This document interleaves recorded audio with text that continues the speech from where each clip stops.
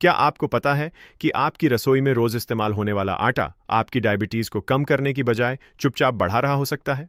जी हाँ, अगर आप या आपके घर में कोई भी डायबिटीज का मरीज है और रोज वही पुराना गेहूं का आटा खा रहा है, तो आज की यह वीडियो आपकी जिंदगी बदल सकती है। आज हम बात करेंगे 4 सबसे मशहूर आटों की: गेहूं, जौ, बाजरा और रागी, और जानेंगे कि इनमें से कौन सा आटा डायबिटीज के मरीजों के लिए सबसे बेहतर है, कौन सा ब्लड शुगर को तेजी से बढ़ाता है और कौन सा आटा आपके शुगर लेवल को कंट्रोल में रखने में मदद करता है।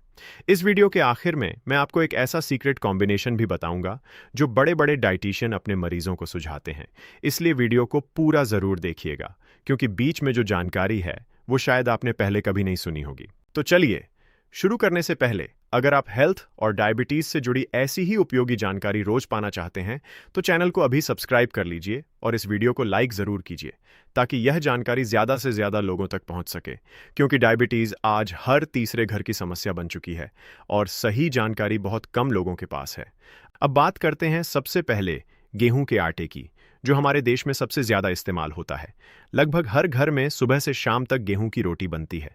गेहूं का आटा कार्बोहाइड्रेट से भरपूर होता है और इसमें फाइबर भी होता है, लेकिन दिक्कत तब शुरू होती है जब हम बाजार से मिलने वाला बारीक पिसा हुआ सफेद आटा इस्तेमाल करते हैं। ये आटा जितना बारीक होता है, उतनी ही तेजी से ये शरीर में जाकर ग्लूकोज में बदलता है और ब्लड शुगर लेवल अचानक ऊपर चला जाता है। अगर आप चक्की का पिसा हुआ मोटा गेहूं का आटा यानी छोकर सहित आटा इस्तेमाल करें तो इसका ग्लाइसेमिक इंडेक्स थोड़ा कम हो जाता है, यानी यह धीरे धीरे शुगर रिलीज करता है।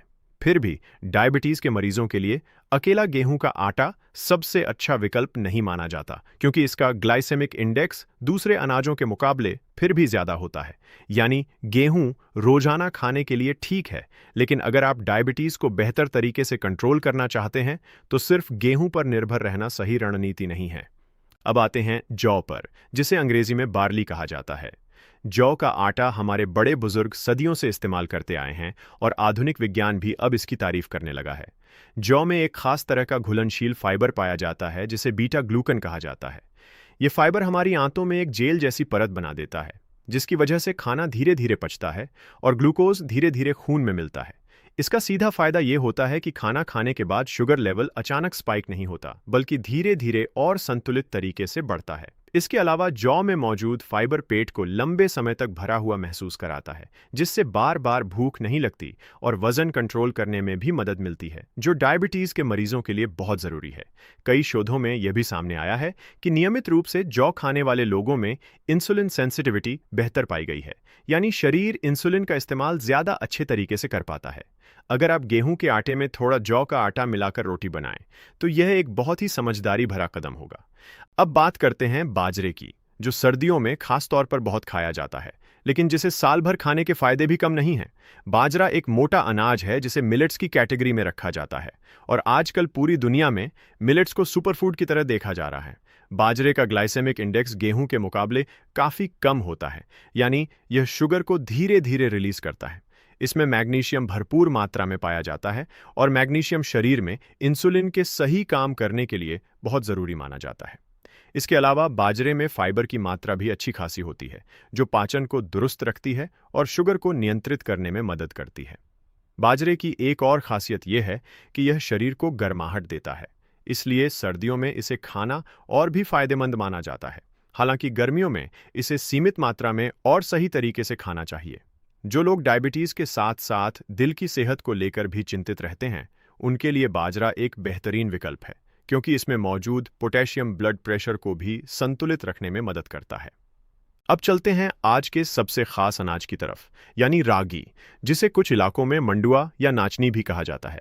रागी दक्षिण भारत में बहुत आम है, लेकिन धीरे धीरे पूरे देश में इसकी लोकप्रियता बढ़ रही है और इसकी सबसे बड़ी वजह है इसका बेहद कम ग्लाइसेमिक इंडेक्स। रागी में मौजूद फाइबर की मात्रा दूसरे सभी अनाजों से कहीं ज्यादा होती है और यही वजह है कि यह खाने के बाद ब्लड शुगर को बहुत ही धीमी गति से बढ़ाता है।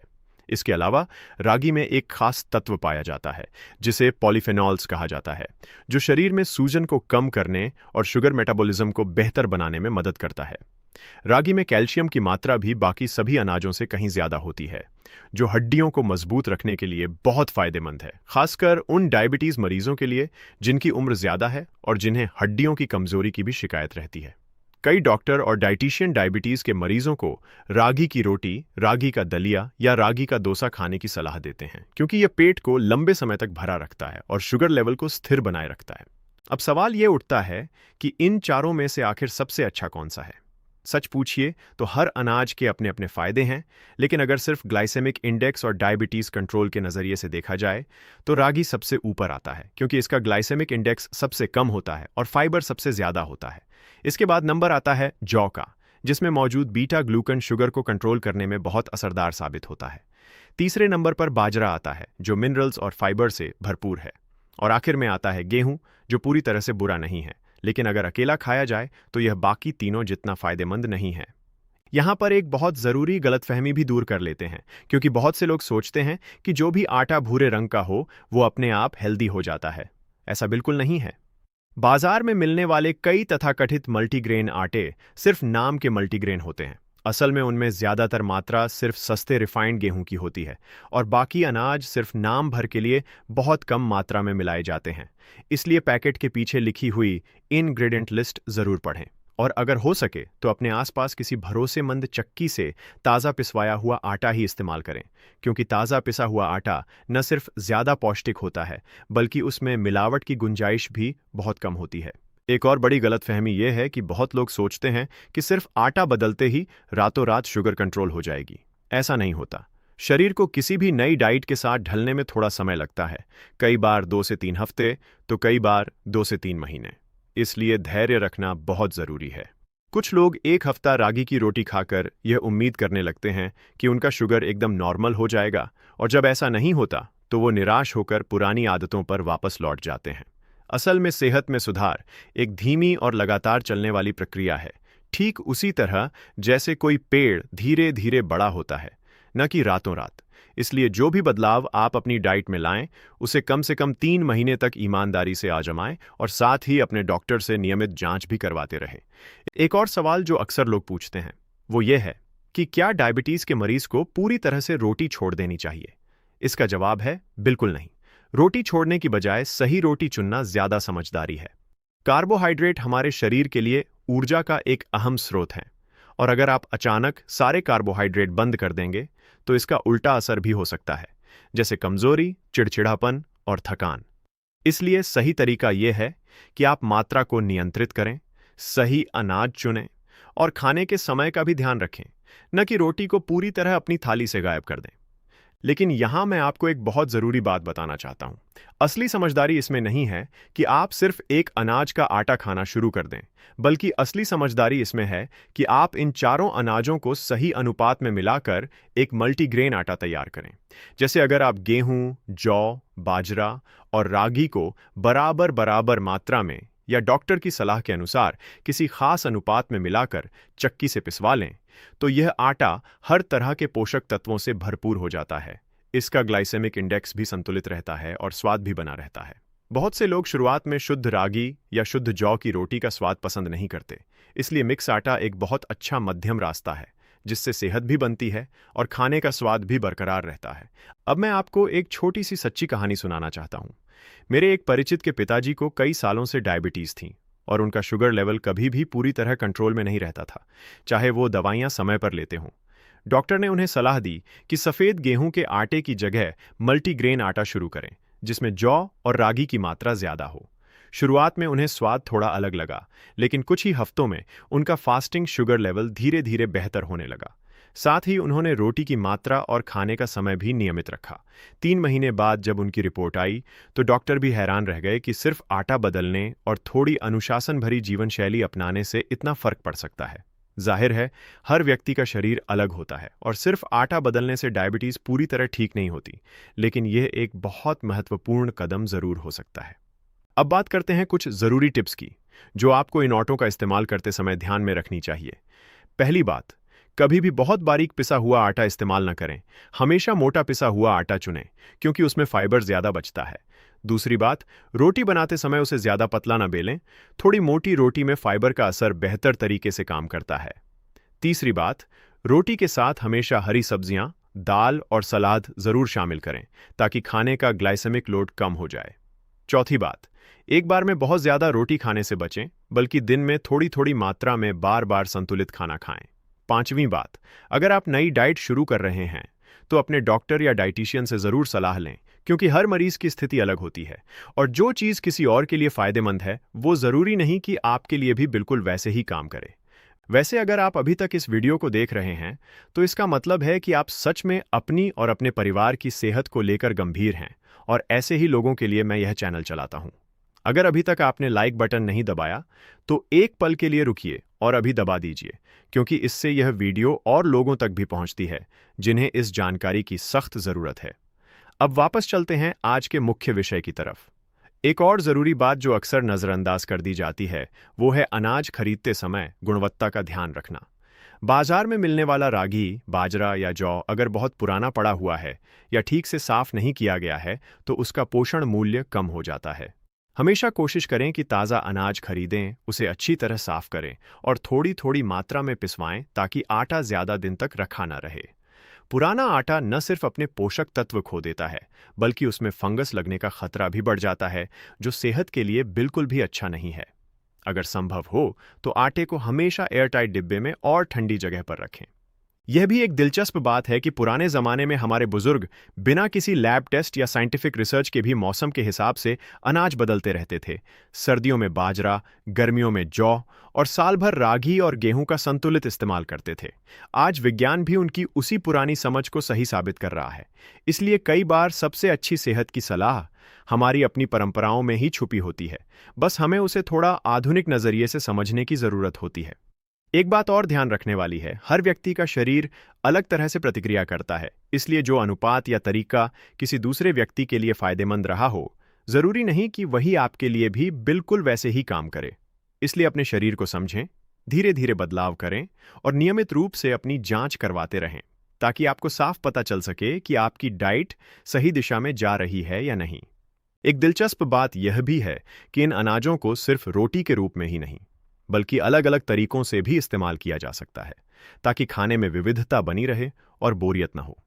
जैसे रागी का दलिया नाश्ते में लिया जा सकता है, बाजरे की खिचड़ी रात के खाने के लिए एक बेहतरीन विकल्प है, जौ का सत्तू गर्मियों में एक बहुत ही ठंडा और सेहतमंद पेय बनता है, और गेहूं व बाजरे के मिक्स आटे से बने चीले भी नाश्ते में लिए जा सकते हैं। इस तरह अलग अलग रूपों में इन अनाजों को शामिल करने से न सिर्फ पोषण मिलता है, बल्कि खाने का मजा भी बना रहता है और डाइट को लंबे समय तक फॉलो करना आसान हो जाता है, क्योंकि जब खाना स्वादिष्ट और विविध होता है तभी कोई भी डाइट लंबे समय तक चल पाती है। बहुत से लोग यह भी पूछते हैं कि क्या उम्र के हिसाब से इन अनाजों के इस्तेमाल में कोई फर्क होना चाहिए। जवाब है हाँ, थोड़ा बहुत फर्क जरूर होता है। बुजुर्गों के लिए रागी विशेष रूप से फायदेमंद मानी जाती है, क्योंकि इसमें कैल्शियम भरपूर मात्रा में होता है, जो हड्डियों की कमजोरी को रोकने में मदद करता है। वहीं युवा और मध्यम आयु वर्ग के लोग बाजरा और जौ का ज्यादा इस्तेमाल कर सकते हैं, क्योंकि यह ऊर्जा भी देते हैं और शुगर को भी नियंत्रित रखते हैं। बच्चों के मामले में हालांकि थोड़ी सावधानी बरतनी चाहिए और किसी भी बड़े बदलाव से पहले बाल रोग विशेषज्ञ की सलाह लेनी चाहिए, क्योंकि बच्चों की पोषण संबंधी जरूरतें बड़ों से अलग होती हैं। यह भी समझना जरूरी है कि सिर्फ आटा बदल देने से डायबिटीज पूरी तरह कंट्रोल नहीं होती। इसके साथ साथ नियमित एक्सरसाइज, पैदल चलना, तनाव कम करना, समय पर सोना और मीठी चीजों से दूरी बनाना भी उतना ही जरूरी है। खाना खाने के तुरंत बाद कम से कम 15 से 20 मिनट टहलना ब्लड शुगर को नियंत्रित रखने में बहुत मदद करता है। साथ ही समय समय पर अपना शुगर लेवल चेक करवाते रहना चाहिए, ताकि आपको पता चल सके कि आपकी डाइट और जीवन शैली में किए गए बदलाव असल में काम कर रहे हैं या नहीं। अब अगर मैं आपको एक लाइन में सलाह दूं तो वो यह होगी कि सिर्फ गेहूं पर निर्भर न रहें, बल्कि अपनी डाइट में जौ, बाजरा और रागी को शामिल करें, और अगर हो सके तो इन सब का मिक्स आटा बनवाकर इस्तेमाल करें। यह न सिर्फ आपके ब्लड शुगर को बेहतर तरीके से कंट्रोल करने में मदद करेगा, बल्कि आपके दिल, हड्डियों और पाचन तंत्र के लिए भी बहुत फायदेमंद साबित होगा। छोटे छोटे बदलाव जब लगातार अपनाए जाते हैं तो लंबे समय में बहुत बड़ा फर्क ला सकते हैं, और सेहत के मामले में यही सबसे ज्यादा काम करने वाला फॉर्मूला है, धैर्य और निरंतरता। मुझे उम्मीद है कि आज की यह जानकारी आपके और आपके परिवार के लिए बहुत काम की साबित होगी। आज हमने विस्तार से समझा कि गेहूं, जौ, बाजरा और रागी में से कौन सा आटा डायबिटीज के मरीजों के लिए ज्यादा फायदेमंद है, कैसे इनका ग्लाइसेमिक इंडेक्स अलग-अलग होता है, कैसे फाइबर और मिनरल्स शुगर कंट्रोल करने में मदद करते हैं और कैसे इन सबको सही तरीके से मिलाकर एक बेहतरीन मल्टीग्रेन आटा तैयार किया जा सकता है। हमने यह भी देखा कि सिर्फ सही आटा चुन लेना काफ़ी नहीं है, बल्कि उसके साथ सही मात्रा, सही समय, नियमित एक्सरसाइज और सही जीवन शैली भी उतनी ही ज़रूरी है। डायबिटीज़ कोई ऐसी बीमारी नहीं है जिसे नज़रअंदाज किया जा सके, लेकिन यह भी सच है कि सही जानकारी और सही आदतों के साथ इसे बहुत अच्छे तरीके से मैनेज किया जा सकता है और लोग सालों साल एक सामान्य, खुशहाल और सक्रिय ज़िंदगी जी सकते हैं। अगर आपको यह वीडियो पसंद आया हो और आपने आज कुछ नया सीखा हो, तो नीचे कमेंट करके ज़रूर बताइए कि आप अपने घर में कौन सा आटा इस्तेमाल करते हैं, गेहूं, जौ, बाजरा, रागी या फिर मिक्स आटा। और अगर आपने कभी अपनी डाइट में ये बदलाव करके फ़ायदा महसूस किया है, तो अपना अनुभव भी हमारे साथ ज़रूर शेयर करें ताकि दूसरे दर्शकों को भी हौसला मिले।